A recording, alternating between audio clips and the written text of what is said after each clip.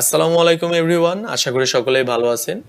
আজকে আমরা শিখব কিভাবে গুগল ডক্স এর মধ্যে আমরা ইমেজ নিয়ে আসতে পারি, অর্থাৎ একটা গুগল ডক্স ফাইলের মধ্যে আমরা কিভাবে ইমেজ ইনসার্ট করতে পারি। তো ফার্স্ট অফ অল আমরা যেটা করব, ইনসার্ট অপশনে ক্লিক করব অ্যান্ড প্রথম যে অপশনটা ইমেজের, সেখানে মাউসের কার্সার রাখলেই আমরা আপলোড ফ্রম কম্পিউটার অপশনটা পেয়ে যাব। এরপরে নিচে আরো অনেকগুলো অপশন আছে, web search, drive, photos, camera, by URL. By ইউআরএলটা হচ্ছে আপনার বেসিক্যালি কোনো ইমেজের ইউআরএল কপি করে আপনি এখানে বসাই দিলে সেই ইমেজটা এখানে অটোমেটিক চলে আসবে।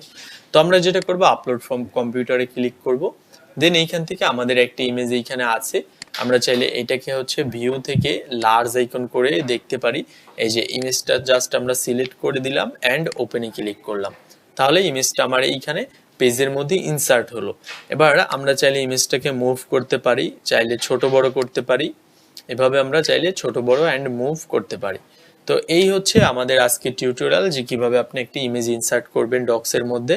দেখা হচ্ছে নতুন টিউটোরিয়ালে, ততক্ষণ আপনারা সবাই ভালো থাকবেন, সুস্থ থাকবেন। আল্লাহ হাফিজ।